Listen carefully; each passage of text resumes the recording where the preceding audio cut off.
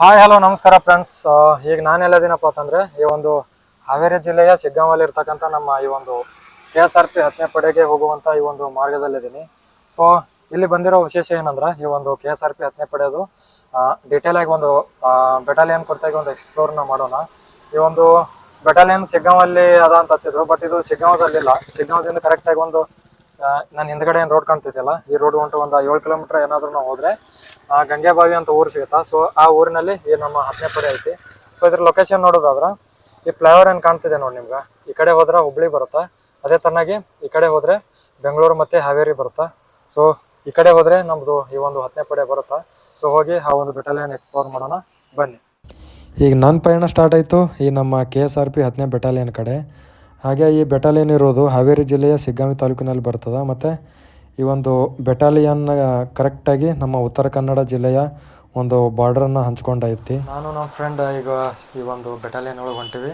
ಹೋಗಿ ಬೆಟಾಲಿಯನ್ ಒಳಗೆ ಅವರ ಸಿಬ್ಬಂದಿ ಜೋಡಿ ಮಾತಾಡೋಣ, ಮತ್ತು ಏನೇನೈತಿ ಈ ಬೆಟಾಲಿಯನ್ ಒಳಗೆ ಏನೇನು ಐತಿ ಎಲ್ಲವೂ ಕೂಡ ನಮಗೆ ತೋರಿಸ್ತಾರ. ಸೊ ಎಲ್ಲವೂ ಕೂಡ ನೋಡೋಣ ಬರ್ರಿ. ಫೈನಲ್ ಆಗಿ ನಾವು ಬಂದೇವಿ ಈ ಒಂದು KSRP 10ನೇ ಪಡೆ ಶಿಗ್ಗಾಂವಲ್ಲಿ. ಸೊ ನೋಡ್ಬೋದು ಇಲ್ಲಿದಿಂತ ಈ ಒಂದು ಬೆಟಾಲಿಯನ್ ಎಂಟ್ರೆನ್ಸ್ ಸ್ಟಾರ್ಟ್ ಆಗುತ್ತೆ. ಅದ್ರ ಜೊತೆಯಲ್ಲಿ ಈ ಒಂದು ಎಂಟ್ರೆನ್ಸ್ಗೆ ಈ ಸೈಡಲ್ಲಿ ನೋಡ್ಬೋದು ಪೊಲೀಸ್ ಪಬ್ಲಿಕ್ ಸ್ಕೂಲ್ ಐತಿ. ಓಕೆನಾ. ಈ ಒಂದು ಪಬ್ಲಿಕ್ ಸ್ಕೂಲ ಇಲ್ಲಿ ಸಿಬ್ಬಂದಿಗಳ ಮಕ್ಕಳಲ್ಲದೆ ಈಗ ಹೊರಗಿನ ನಾಗರಿಕರು ಇರ್ತಾರಲ್ಲ ಅವ್ರ ಮಕ್ಕಳಿಗೂ ಕೂಡ ಈ ಒಂದು ಸ್ಕೂಲಲ್ಲಿ ತಮ್ಮ ಅಡ್ಮಿಷನ್ನ ತೆಗೆದುಕೊಂಡು ಅವರು ಮಕ್ಕಳು ಕೂಡ ಇಲ್ಲಿ ಈ ಒಂದು ಸ್ಕೂಲಲ್ಲಿ ತಮ್ಮ ಸ್ಟಡಿಯನ್ನು ಮಾಡ್ಬೋದು. ಸೊ ನೋಡೋಣ ಒಳಗಡೆ ಸ್ಕೂಲ್ ಯಾವ ಥರನಾಗೈತಿ ಎಲ್ಲವೂ ಕೂಡ ನೋಡೋಣ ಬರೀ. ಒಂದು ಸ್ಕೂಲ್ ವಿಶೇಷತೆ ಏನಂದ್ರೆ ಈ ನಮ್ಮೇನು ಕರ್ನಾಟಕದೊಳಗೆ ಟೋಟಲ್ 12 ಬೆಟಾಲಿಯನ್ ಅದಾವಲ್ಲ, ಆ 12 ಬೆಟಾಲಿಯನಲ್ಲಿ ಈ ಒಂದು ಪೊಲೀಸ್ ಪಬ್ಲಿಕ್ ಸ್ಕೂಲ್ ಇಲ್ಲ. ಸೊ ಕೆಲವೊಂದು ಬೆಟಾಲಿಯನ್ಗಳಲ್ಲಿ ಮಾತ್ರ ಇದೆ. ಅದರಂತೆ ಈ ಒಂದು ಶಿಗ್ಗಾಂವ್ ಬೆಟಾಲಿಯನ್ ಅಲ್ಲಿ ಕೂಡ ಐತಿ. ನೀವು ನೋಡ್ಬೋದು ಈ ಒಂದು ಸ್ಕೂಲಲ್ಲಿ LKG ಹಿಡಿದು ಅಪ್ ಟು 7th ಸ್ಟ್ಯಾಂಡರ್ಡ್ ತನಕ ಅವ್ರ ಮಕ್ಕಳು ಕೂಡ ಇಲ್ಲಿ ತಮ್ಮ ಸ್ಟಡಿಯನ್ನು ಮಾಡ್ತಾರೆ. ನೆಕ್ಸ್ಟ್ ಅದರ್ವೈಸ್ 8th ಸ್ಟ್ಯಾಂಡರ್ಡ್ ಹಿಡಿದು ಬೇರೆ ಬೇರೆ ಕಡೆ ಅವ್ರ ಮಕ್ಕಳಿಗೆ ಅವರು ಒಂದು ಅಡ್ಮಿಷನ್ ಮಾಡ್ತಾರೆ. ಸೊ ನೋಡ್ಬೋದು ಒಂದು ಒಳ್ಳೆ ಸುಂದರವಾದಂಥ ಒಂದು ವಾತಾವರಣ ಇಲ್ಲಿ ಅದ.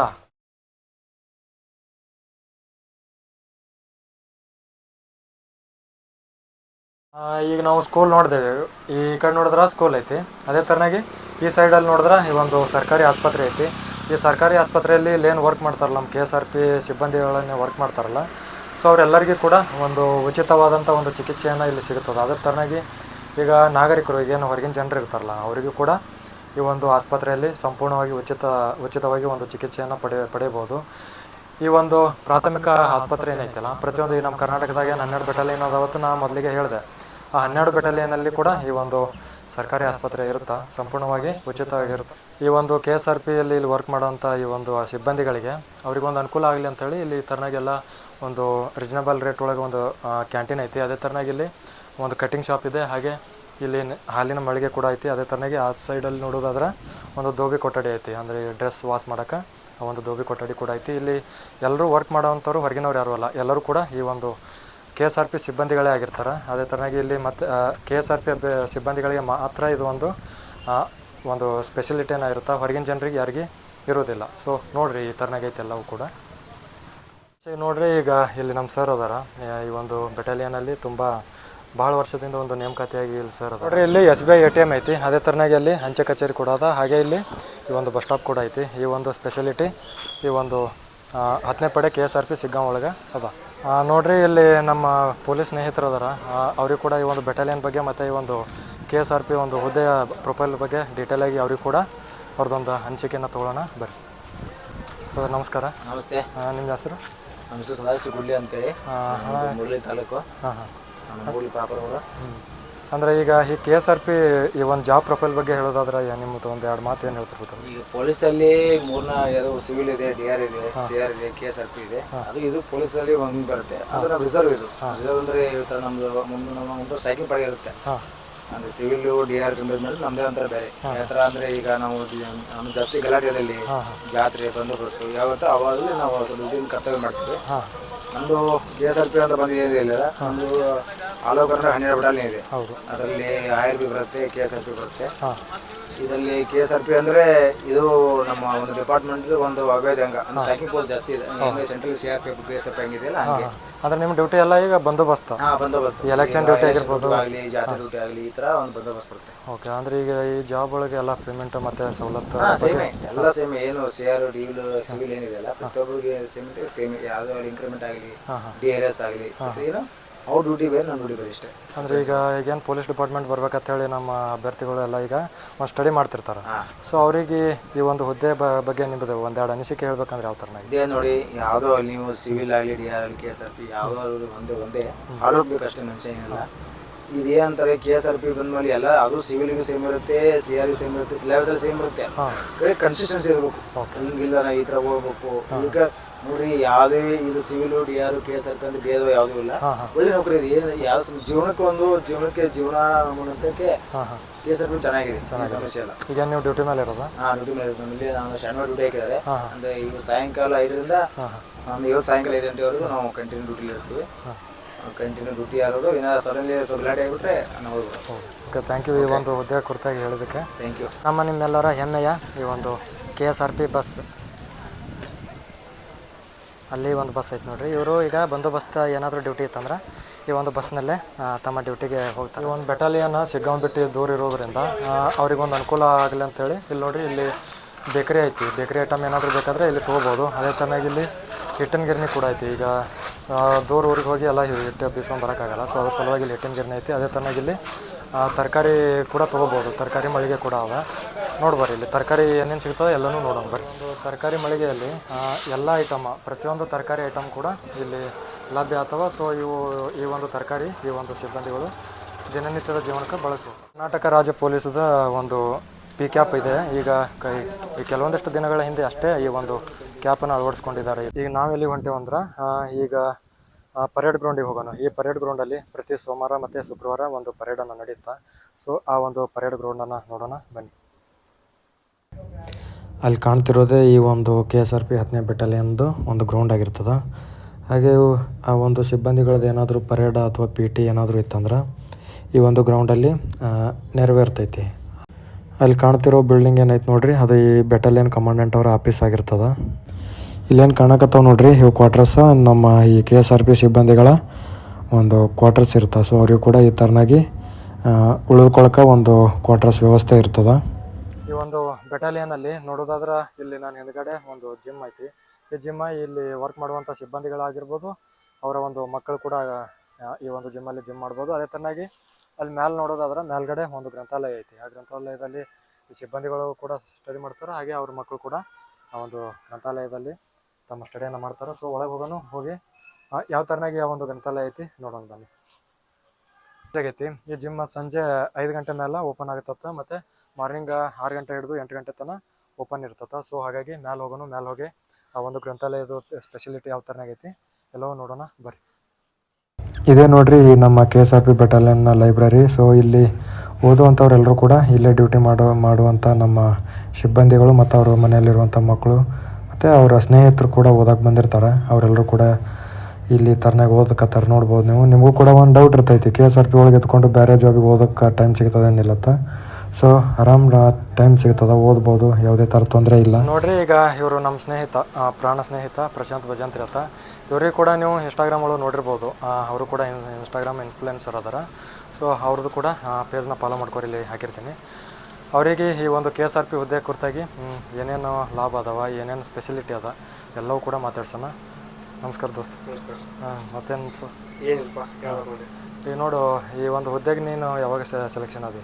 2021. ಈಗೇನು ಪ್ರಿವಿಯಸ್ ಇಯರ್ ಅಂದರೆ 2020 ಒಳಗೆ ಇದೇ ಒಂದು KSRP ರಿಕ್ರೂಟ್ಮೆಂಟ್ ಮಾಡಿದರು. ಸೊ ಅವಾಗ ಇವರು ನೇಮಕಾತಿಯನ್ನು ಆಗಿರ್ತಾರೆ. ಹಾಗೆ ಈ ಒಂದು ಹುದ್ದೆ ಕುರಿತಾಗಿ ನಮ್ಮ ಆಡಿಯನ್ಸ್ಗೆ ಹೇಳ್ಬೇಕಂದ್ರೆ ಏನಂತ ಹೇಳ್ತೀನಿ? ಹುದ್ದೆ ಕುರಿತು ಹೇಳ್ಬೇಕಂದ್ರೆ ಏನಿಲ್ಲ, ಈಗ KSRP ಅನ್ನೋ ಒಂದು ಒಳ್ಳೆ ನೌಕರಿ ಐತಿ. ನಮ್ಮ ಕರ್ನಾಟಕದಲ್ಲಿರುವ ಒಂದು CR, DR ಮತ್ತು ಒಂದು KSRP 3 ವಿಂಗ್ ಅದಾವ. ಎಲ್ಲಾಗೂ ಎಲ್ಲ ನೌಕರಿ ಸ್ವಲ್ಪ ಡಿಫ್ರೆಂಟ್ ಐತೆ. ಉಳಿಕೆಲ್ಲ ಅನುಕೂಲಗಳೆಲ್ಲ ಸೇಮ್ ಅದಾವ. ಏನಿಲ್ಲ, ನಾವು KSRP ನೌಕರಿ ಒಂದು ಒಳ್ಳೆ ಚಲೋ ನೌಕರಿ ಐತಿ. ಈಗ ನೀವು ಸೆಕ್ಯೂರಿಟಿ ಕೊಡ್ತೀರಲ್ಲ, ಈಗ ಈ ಬಂದೋಬಸ್ತ್ ಕೊಡ್ತೀರಿ, ಅದು ಬಿಟ್ಟು ಮತ್ತು ಇಂಟರ್ ಸ್ಟೇಟ್ ಹೋಗ್ತೀರಿ, ಅದರ್ ಸ್ಟೇಟ ಎಲ್ಲೆಲ್ಲಿ ನೀವು ನಿಮ್ದು ಸೆಕ್ಯೂರಿಟಿಯನ್ನು ಪ್ರೊವೈಡ್ ಮಾಡ್ತೀರಿ ನೀವು? ನಾವು ಈಗ ನಾವು ಪಶ್ಚಿಮ ಬಂಗಾಳ ಬಂದೀವಿ, ಡೆಲ್ಲಿ ಹೋಗಿ ಬಂದೀವಿ, ಒಡಿಸ್ಸಾ, ಮತ್ತು ಪಂಜಾಬ್, ರಾಜಸ್ಥಾನ, ಮಧ್ಯಪ್ರದೇಶ ಎಲ್ಲ ಹಲವಾರು ಕಡೆ ಬಂದು ಸೆಲೆಕ್ಷನ್ ಡ್ಯೂಟಿಗೆ ಹೋಗಿ ಬಂದೀವಿ. ಹಂಗೆ ಈ ಕರ್ನಾಟಕದೊಳಗೆ ನಿಮ್ಮದು ಡ್ಯೂಟಿ ಮಾಡ್ಬೇಕಂದ್ರೆ ಎಲ್ಲೆಲ್ಲಿ ಹೋಗ್ತೀರಿ? ನಿಮ್ಮದು ಶಿಗ್ಗಾಂವ್ ಬೆಟಾಲಿಯನ್ ಐತಿ. ಈ ಶಿಗ್ಗಾಂವ್ ಬೆಟಾಲಿಯನ್ ಒಳಗೆ ಇಲ್ಲಿ ನೀವು ಡ್ಯೂಟಿ ಮಾಡ್ಬೇಕಂದ್ರೆ ನಿಮ್ಮ ಸರೌಂಡಿಂಗ್ ಯಾವ ಡಿಸ್ಟ್ರಿಕ್ಟ್? ರೇಂಜ್ ಇರ್ತೈತಿ ಅಲ್ಲ, ಪ್ರತಿಯೊಂದು ಬ್ರಾಂಚ್ಗೂ ಒಂದಿಷ್ಟು ಇಂತಿಷ್ಟು ರೇಂಜ್ ಇರ್ತೈತಿ, ಅಲ್ಲಿ ಹೋಗಿ ಡ್ಯೂಟಿ ಮಾಡ್ತೀವಿ. ಅಲ್ಲೋ ಡ್ಯೂಟಿ ಮಾಡ್ತೀರಿ. ಓಕೆ. ಅದೇ ಥರನಾಗಿ ಈಗ ನಮ್ಮ ಅಭ್ಯರ್ಥಿಗಳು ಹೇಳ್ತಾರೆ, ಈಗ KSRP ಸಣ್ಣದು ಈ ಥರನಾಗಿ ಒಂದು ಮನೋಭಾವ ಇರ್ತೈತಿ, ನೋಡೋ ದೃಷ್ಟಿ ಇರ್ತದೆ. ಸೊ ಆ ದೃಷ್ಟಿಕೋನದಲ್ಲಿ ನೀವು ಮಾತಾಡ್ಬೇಕಂದ್ರೆ ಈಗ ಅದಕ್ಕೆ ಯಾವ ಥರ ಕನ್ವೆ ಮಾಡ್ತೀರಿ ನೀವು ನಿಮ್ಮ ಉದ್ಯೋಗ? ಏನಿಲ್ಲ, ಈಗ ಧಾರವಾಡದಲ್ಲಿ ಕೂತು ಓದ್ತಾರ ಹುಡುಗರು, ಮತ್ತೆ ಬಿಜಾಪುರ ಕೂತು ಓದ್ತಾರ ಹುಡುಗರು, ಯಾವ್ದಾರು ನೌಕರಿ ಸಿಕ್ಕರೆ ಸಾಕಪ್ಪ ಅವ್ರಿಗೆ ಅನ್ಸತಿ. ಹೌದೌದು. ಈಗ ನಮ್ಗೆ ನೌಕರಿ ಒಳಗೆ ಬಂದೇವಿ. ಈಗ ಏನಿಲ್ಲ, ದೇವ್ರ ರೊಟ್ಟಿ ಕೊಟ್ಟಾನ, ಅನ್ನ ಕೊಟ್ಟಾನ, ಅದ್ರ ಚಲೋ ಐತೆ ನೌಕರಿ. ನಮಗೆ ಕೆಲವೊಬ್ರು ಇದಕ್ಕಿಂತ ಹೈಯರ್ ಪೋಸ್ಟ್ ಇದ್ದವರು ಇದೇ ನೌಕರಿಪ್ಪ ನೌಕರಿ ಅಂತಾರ. ಹಂಗಿಲ್ಲ, ನಮಗೆಲ್ಲ ಅನ್ನ ಕೊಟ್ಟೈತಿ, KSRP ಅನ್ನ ಕೊಟ್ಟೈತಿ, ಚಲೋ ಐತಿ. ಈಗ ನಿಮ್ದು ಇನ್ನು ಸರ್ವಿಸ್ ಹತ್ತಿರ್ತೈತಿ ನಿಮ್ಮ ಬೆಟಾಲಿಯನ್ ಅಂದ್ರೆ ನಿಮ್ಮದು ಡಿಪಾರ್ಟ್ಮೆಂಟ್ ಒಳಗೆ ನಿಮ್ದು ಇನ್ನು ಸರ್ವಿಸ್ ಬಂದೈತಿ? ಈಗ ಬಂದೈತಿ. ಇವಾಗ ಸಿವಿಲ್ ಬಂದಿಲ್ಲ, ಇವಾಗ ಇನ್ಮೇಲೆ ಸ್ಟಾರ್ಟ್. ಇನ್ನು ಸರ್ವಿಸ್ ಅದು ಇರೋದು ಈ ಒಂದು ಪೊಲೀಸ್ ಡಿಪಾರ್ಟ್ಮೆಂಟ್ ಒಳಗೆ ಎಕ್ಸಾಮ್ ಬರೋದಕ್ಕೆ ಅಷ್ಟೇ, ಮತ್ತು ಬೇರೆ ಡಿಪಾರ್ಟ್ಮೆಂಟ್ ಪೊಲೀಸ್ ಡಿಪಾರ್ಟ್ಮೆಂಟ್ ಅಷ್ಟೇ. ಅದ್ರೂ ಅದ್ರಾಗ ಸಿವಿಲ್ ಬಿಟ್ಟರೆ PSI ಎಕ್ಸಾಮ್ಗೂ ಇಷ್ಟೇ ಬರ್ಬೋದು. ಓಕೆ, ನೋಡಿದ್ರೆಲ್ಲ ಎಷ್ಟು ತಮ್ಮ ಒಂದು ಅನುಭವನ ಹಂಚ್ಕೊಂಡ್ರು. ಈ ಒಂದು ಹುದ್ದೆ ಕುರಿತು ಒಂದು ಸೂಕ್ಷ್ಮವಾಗಿ ಸರಳವಾಗಿ ಒಂದು ಇನ್ಫಾರ್ಮೇಷನ್ ಕೊಟ್ಟರು. ಅವ್ರಿಗೆ ಕೂಡ ನಮ್ಮ ಕಡೆಯಿಂದ ಧನ್ಯವಾದಗಳು. ಈ ಒಂದು ಪ್ರಕೃತಿ ಮಡಿಲಲ್ಲಿ ಅದ್ಭುತವಾದಂಥ ಒಂದು ಈ ನಮ್ಮ KSRP 10ನೇ ಪಡೆ ಈ ಥರನಾಗೈತಿ. ಸೊ ನೋಡಿರಿ ನೀವು, ಒಳ್ಳೆಯ ಒಂದು ವೆದರ್ ಮಸ್ತ್ ಐತಿ. ಇದು ಈ ಕಡೆ ಹೋದ್ರೆ ಉತ್ತರ ಕನ್ನಡ ಬರ್ತವೆ, ಉತ್ತರ ಕನ್ನಡ ಬಾರ್ಡ್ರ್ ಐತಿ ಇದು ಶಿಗ್ಗಾಂವ್ ಇರೋದು.